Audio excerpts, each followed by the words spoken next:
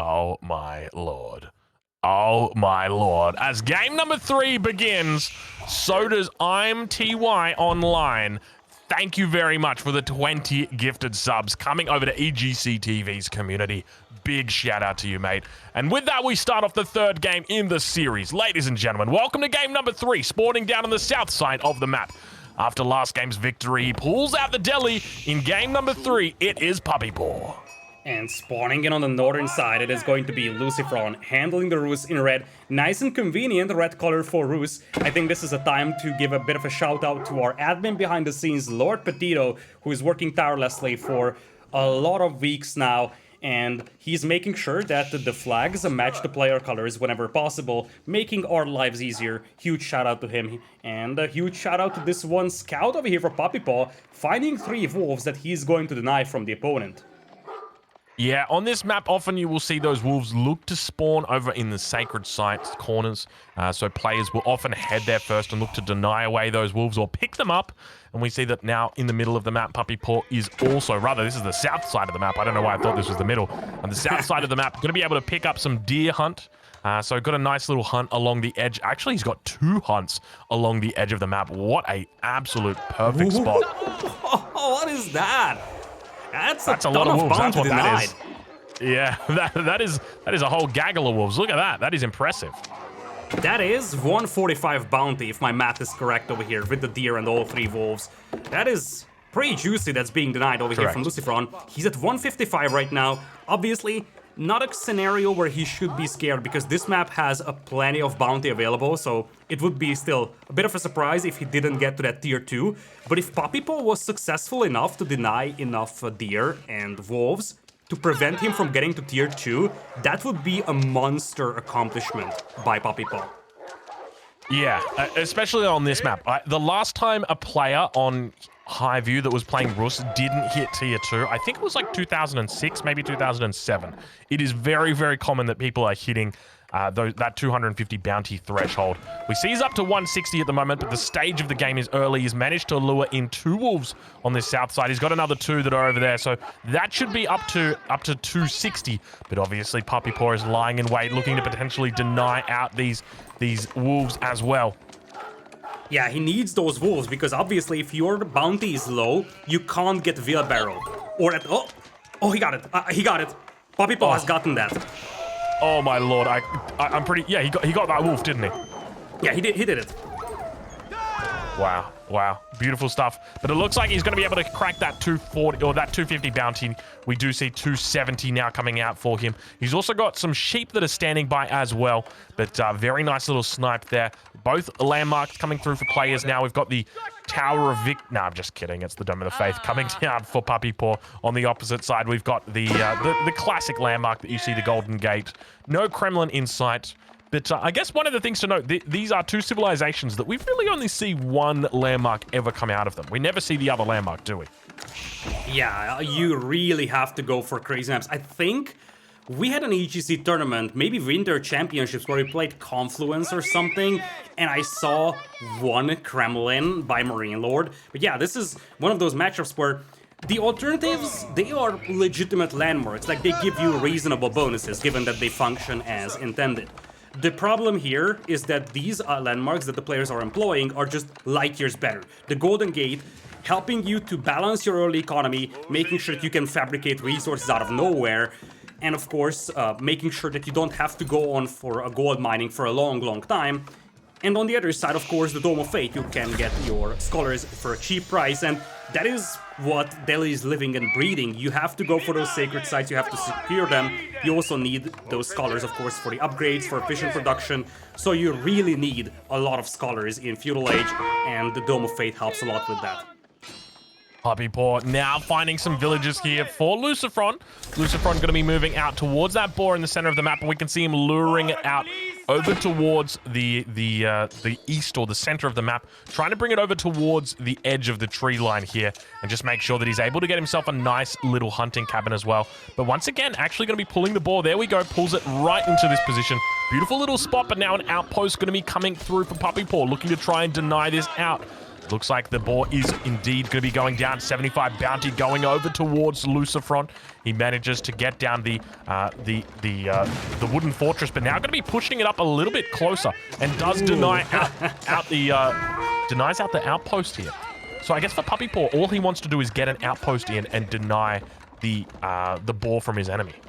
Yeah, he kind of needs to do that because, like, by the time he builds up his forces, it's going to take a lot of time. And look at that, Voss coming in here for LucifroN. Actually, those fortified palisades, it would take a lot of time to burn those down. First couple of horsemen coming in here, though, and remember that the first tower for LucifroN was cancelled. He replaced it, so I'm not sure if that tower is actually complete in time, but it should complete by the time the horseman arrives. Indeed.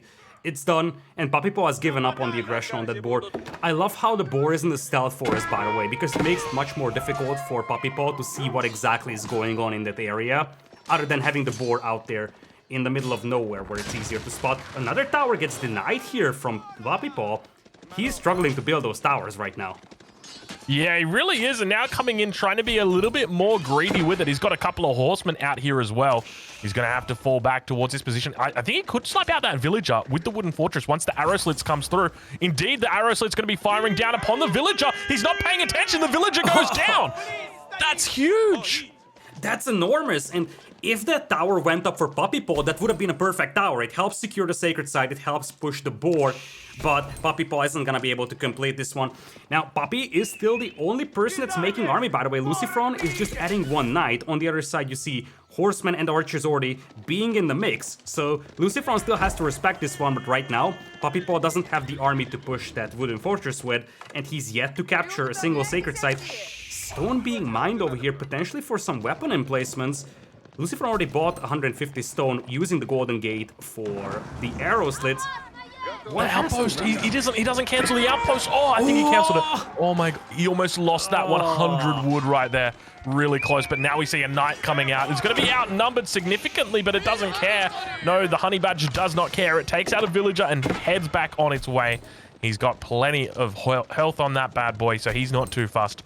But very interesting to see a Rus player building a mining camp. I didn't think they unlocked the mining camp until Imperial, but it seems today it is not going to be the case with a second town center coming down for LucifroN. And this is something I hate so much about the Rus on this map, and I talk about this all the time. Rus on this map shit me up the wall because there's no way to scout this second town center. You don't know where it is. Now, obviously, we've seen him take the mining camp on the stone, so you know he's probably going to be doing some sneaky little shenanigans over here, but great little spot for this town center. The reason why I dropped that mining camp is because he bought 150 stone at the beginning, made arrow slits, so he was down to 100. So he would need 2 transactions to get to 300, because he needs to buy 300 more from the Golden Gate. So instead what he did was mine 50 stone and then buy 1 more batch of stone using the Golden Gate. That's why he started mining stone over there. This way he's saving himself one of those tickets on the Golden Gate, allowing him to potentially drop that town center a little sooner. But indeed, that expansion town center may not be scouted for a long time here by PuppyPaw. PuppyPaw himself is also mining stone, but I do believe that this is just for weapon emplacements on future towers. Now, at the beginning of the game, I talked about why I don't like Delhi on this map, and this is why I don't like it, because it's at 9 minutes right now, and Delhi is just establishing its very first sacred site. It doesn't really have the option to go for a second sacred site, because this is where your enemy's army is going to be. It's on this second sacred site, and that third sacred site, I mean, good luck getting behind those fortified palisades. It's nigh impossible to get behind there. It just doesn't make sense to take Delhi on this map, so I'm really curious to see what PuppyPaw's able to magically bring out of his sleeve here, because he's got to surely look to do something a little bit different here. Yeah, this is getting a little concerning. He also opened with archers, so he was expecting spearmen, not knights. He is going to get a villager pick here on the gold mine. Speaking of which, there is some gold being mined over here by LucifroN. He may have actually gotten a second one even. Retaliation is now coming in by LucifroN, but he isn't going to pick off a villager. Actually loses one of the scouts over there. Yeah, a little bit of a loss, but he'll look to try and escape out of there. You can see him running back his way. But first sacred site does go over to PuppyPaw. He's going to be slowly trickling in that gold. It's going to take some time, but you can see up towards that eastern side, the scholar, unfortunately, going to be coming up empty-handed as it heads back towards the central sacred site.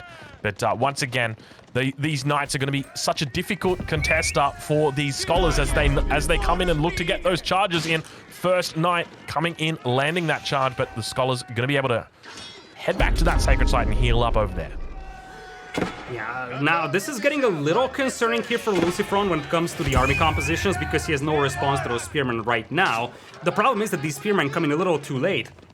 Because now LucifroN is heading towards Castle Age, and that's probably gonna be for horse archers here. I think if PuppyPaw opened with spearmen straight away to deal with the knights, this would have gone way better. He was expecting spears from the opponent potentially, because he opened with archers. Or maybe he was expecting archers as well, hard to say.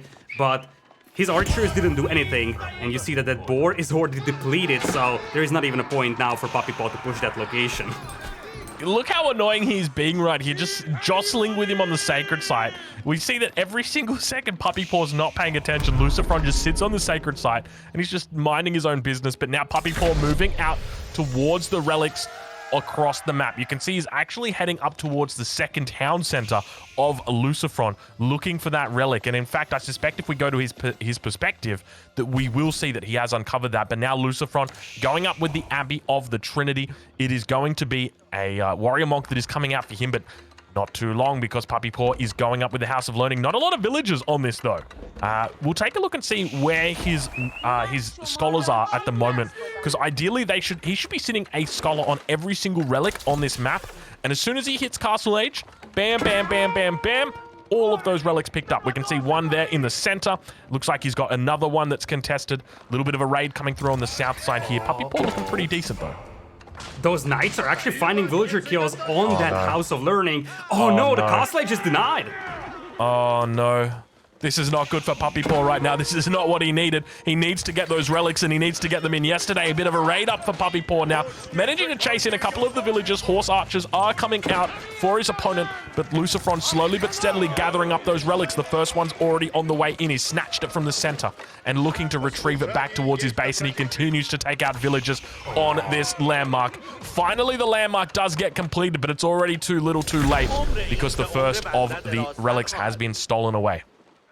And behind this one, LucifroN is playing from a 2-town center position as opposed to just one, so there is already a respectable villager lead as well. 12 villagers ahead is LucifroN.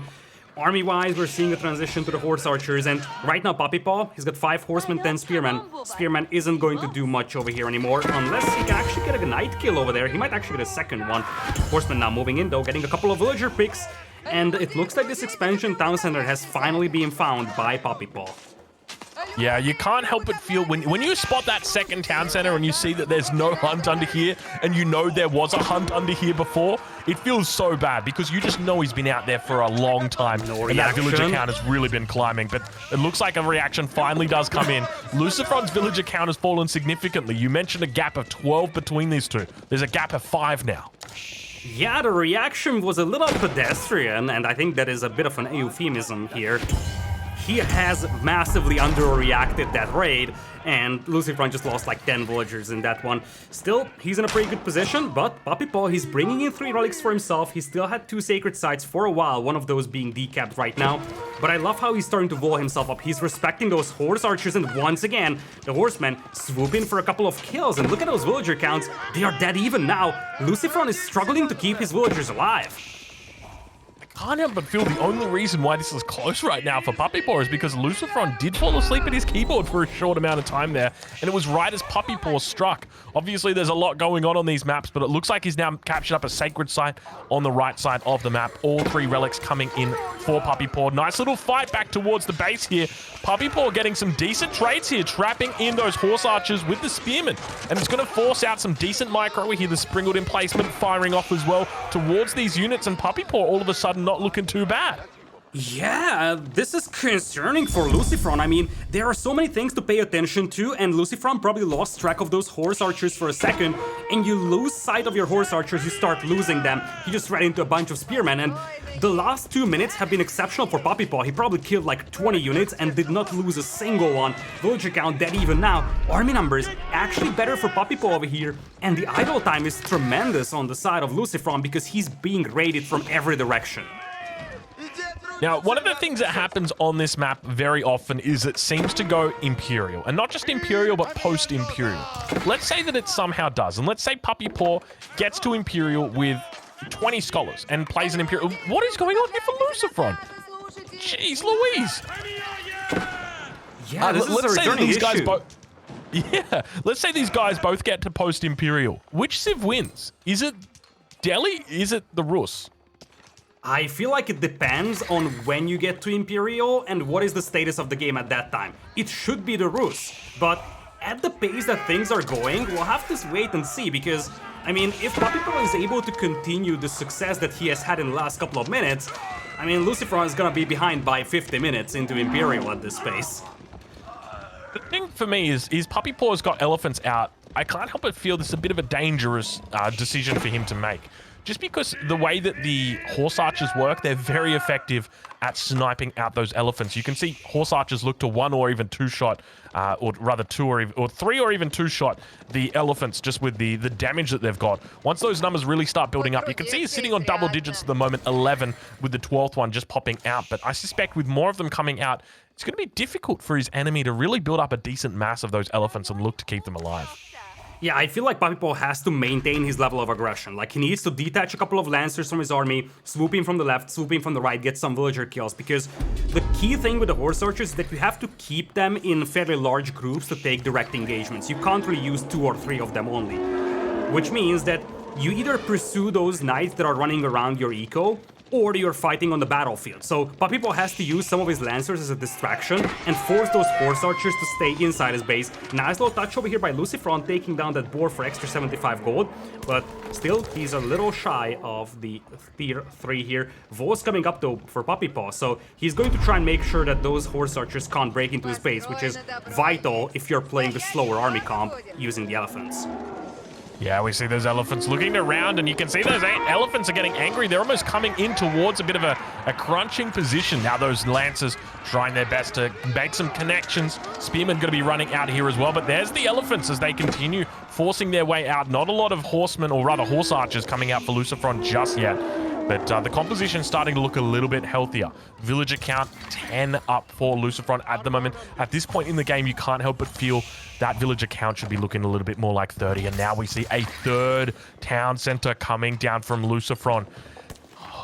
I don't know how I feel about this. Look, it's definitely the right decision. He's got to really make sure that that economy starts taking off. He can't afford to let PuppyPaw stay on an even economy playing field with him this much longer.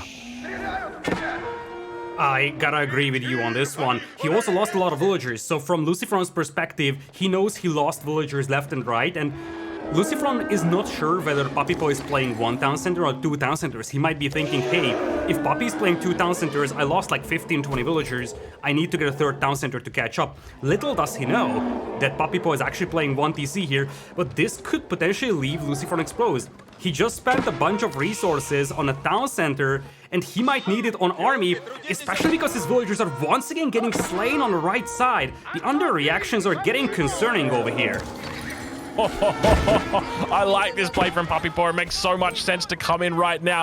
You can see that LucifroN is really starting to get a bit scared here as well, because he's going for a counter-attack at the same time. He's trying to distract his enemy and say, no, don't fight me. Don't come onto my base. You know, bring everything back and deal with this raid back at home. That's what he's trying to do. And obviously, it's not working right now. A keep going to be coming down here as well for LucifroN. I'm curious as to whether PuppyPaw are going to scout this out, because he could move up towards this position. And now Knights jumping out on the front side. You can see there's nowhere near enough horse archers at this point. Ideally, he should be sitting up around the 35-40 horse archer mark, and it's just not there. Scholars are out in force as well. Looks like that keep is going to get spotted out now. The elephants continue to move forward to it. How much health has it got on it? It looks like it's about halfway up, but looks doubtful that this is going to get up as the Knights move in. And good game gets called!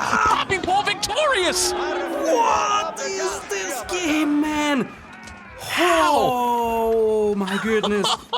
Boyar's Fortitude was about to finish, and LucifroN was like, okay, I will take this fight when Boyar's Fortitude finishes. The elephants see the castle, and LucifroN just taps out, and look at that villager count. Salami's going crazy on that one, because he understands everything here. This is why this game fell apart for LucifroN. You're looking at a player with 2 town centers against a player with 1, barely having a villager lead for most of the game because of all those villagers getting killed left and right. And this is the danger of using the horse archers. You have to pay attention to so many things, getting graded at 3 different places, and also simultaneously microing your horse archers. LucifroN wasn't able to keep track of everything that was happening all across the map, and he was punished very severely by PuppyPaw. First time in this set that PuppyPaw takes the lead. Absolute impressive stuff. And look, that was something that I genuinely did not expect. PuppyPaw coming out on the deli on that map. To me, it really just came down to the lack of reaction time from LucifroN. He was looking a little bit sloppy there. It was difficult to see, especially because it could have very easily just put up a nice little wall and kept those raids from coming in. But unfortunately for him, he lost so many units, and we can see Salami there pointing to the units lost. PuppyPaw doing a really, really decent job there. Impressive stuff. So he's going to take the lead now. So up to 2-1 in this series. We move on to game number 4, which we don't have any civilizations just yet coming up, but they'll pop up on your screen very shortly. There we go.